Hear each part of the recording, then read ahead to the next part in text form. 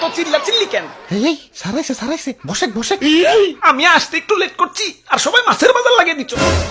ওই class captain গেলারে। Sir আমি sir তোরা না কইছি ক্লাসে যে কথা কইব তাগো নাম বোর্ডে লেখে রাখবি। স্যার লেখছি তো স্যার উই যে ও নো। ওই না হিদ্রু খারা। ওই আর কথা কবি না কবি না স্যার আর কথা কবি না স্যার না আর কথা কব না স্যার। ওই তারপর কারা? Sarjis 3 star, Hasnat 3 star. হাই রে এক স্টারে যাই মারতিছে 3 স্টারে তো মাইরে ফেলাইবো। ওই ওরা তো সমন্বয়ক, অগরে কিছু কইলে ওরা তো আবার আন্দোলন করে আমার স্কুল থেকে বরখাস্ত করবো। না না চাকরি তো বাঁচাই তুইব। ওই এদের নাম লেখছে কেরা? স্যার আমি স্যার তুই বেঞ্চের নিচ দিয়ে মাথা দে। এ স্যার এটা তো বেআইনি। তুইও বেঞ্চের নিচ দিয়ে মাথা দে।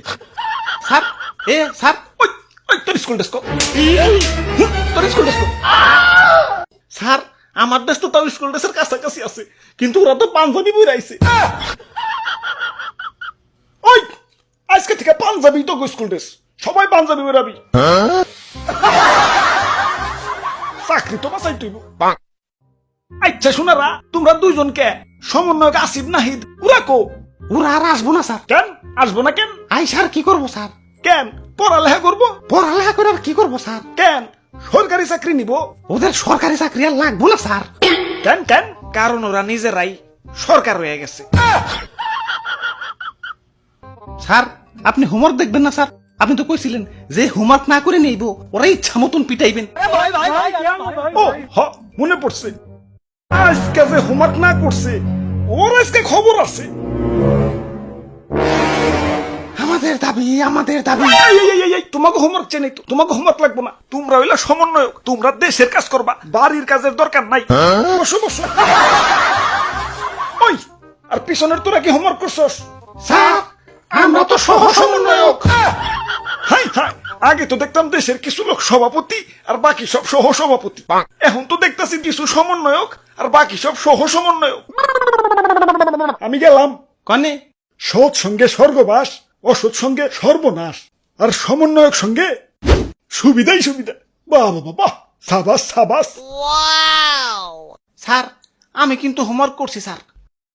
ওই তোর জিগাইছি তুই হোমওয়ার্ক করছস নাকি? স্যার স্যার উপর দিয়ে না, কথা না, কইকে। না, স্যার স্যার স্যার স্যার আর কবি আর কবি। স্যার আর দেশে আমার মতো ভালো ছাত্র পদন নাই, আন্দোলন করে আসিফ নাহিদ সরকার হয়ে গেল, বাকি সমন্বয়করা সুপারস্টার হয়ে গেল, আর আমি যেই লাভি কদই রয়ে গেলাম।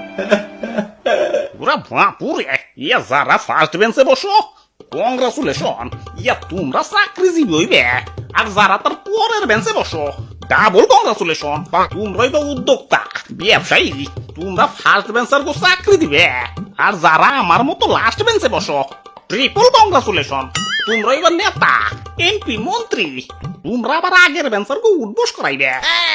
আর যারা লাস্ট বেঞ্চেরও পরের বেঞ্চে বসে, মানে ক্লাসে না রাজপথে বসে, তাগো কংগ্রাচুলেট করে ছোট করবো না।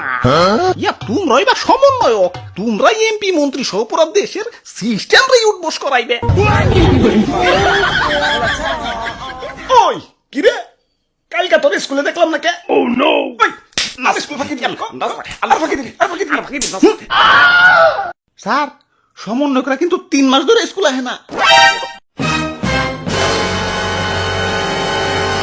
ওই তোর জিগাইছি, হ্যাঁ উপর দিয়ে কথা কইলকে। স্যার স্যার স্যার না না আর কবি না আর কবি না, স্যার আর কবি। না স্যার না স্যার ভুলে গেছে স্যার। স্যার স্যার স্যার তোরা জিগাইছি ভুলে গেছে স্যার। ওরা স্কুলে আইলে দেশ সংস্কার করবো কেনা? তুই করবি? স্যার স্যার স্যার তুই করবি? চাকরি তো বাঁচাই তুইব।